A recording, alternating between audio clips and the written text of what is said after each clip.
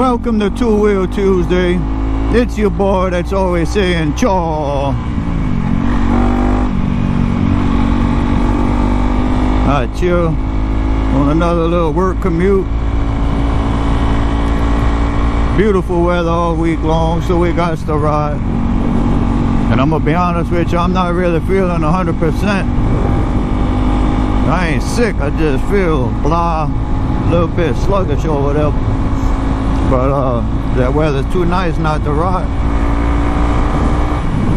Gotta take advantage of it. But it could be nice all week long, so we're gonna do this here. That dude came screaming around that corner.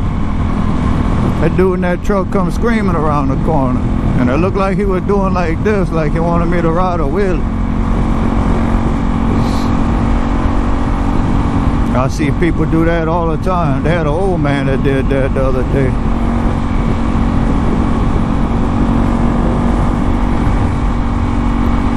But yeah.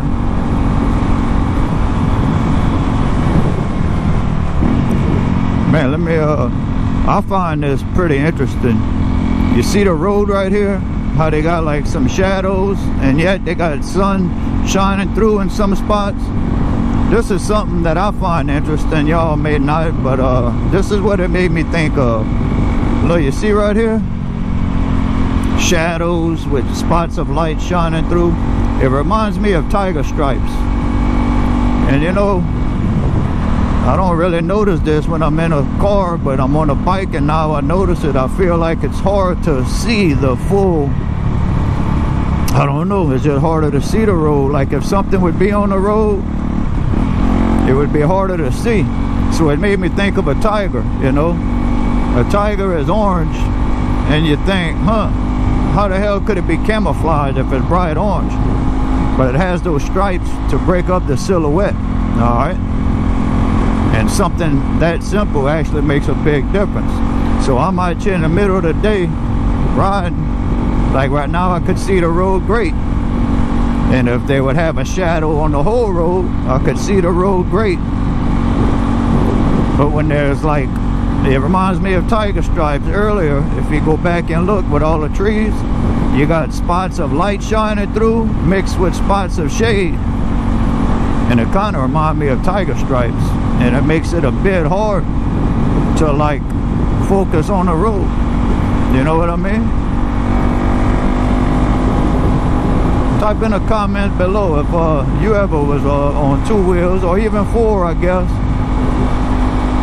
Your senses are kind of heightened when you're on two wheels, you know what I mean? If you're in a truck, it don't matter if they got a raccoon on the road, you just run it over. You're on a bike, you don't want to hit nothing, man. You might have a turtle on the road, an alligator. See like a little section like this. If it was like that the whole way, like earlier, I rode like that for a couple of miles. And it was kind of trippy. It's like, whoa.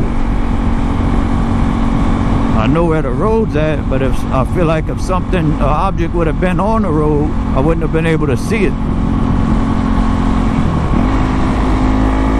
And then it reminded me of like tiger stripes. Just enough to break up the silhouette.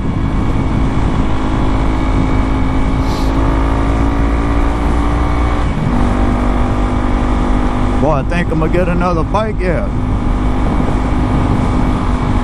Man, I'm really digging the CB500X because I feel like it's a good all-around bike. You know, I could do some long distance touring on it, some somewhat sporty riding, and do some light off-road stuff. Like I really do like the CB500X. But I don't know, man, you know, another bike I really like, the Yamaha MT-07. That bike, in my opinion, is the best sounding bike. Once you put aftermarket exhaust, it don't sound too great with the stock exhaust, but you could put any aftermarket exhaust. And I believe that's the best sounding bike out there.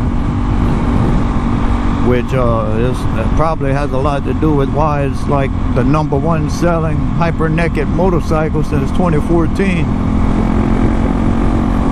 That's what I heard. I heard that earlier. But I like that all black one. Back in them younger days, I probably would have liked those louder colors, or the black and orange, or black and teal. But right now, I think I'm digging the solid black. And I think that bike, my last motorcycle besides this was a Buell Fireboat XB9R torque monster. And I ended up painting it flat black. And it had like some yellowish gold wheels. Kind of like Pittsburgh Steelers color.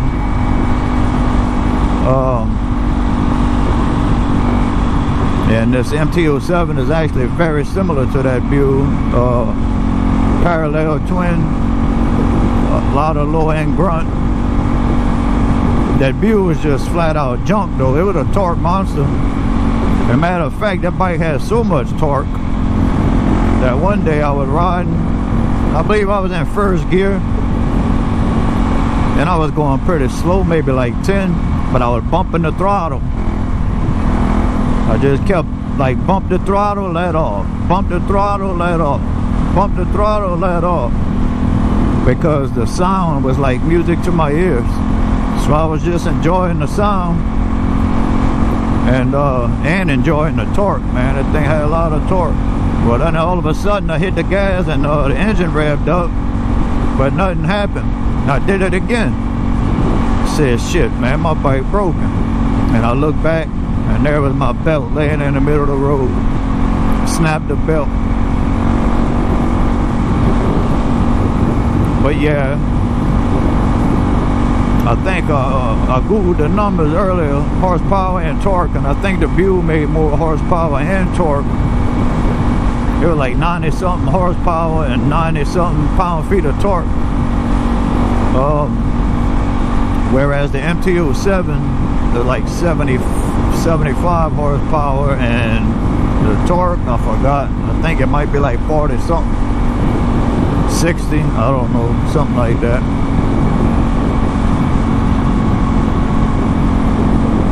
But yeah, that's what I'm digging right now, the MT-07.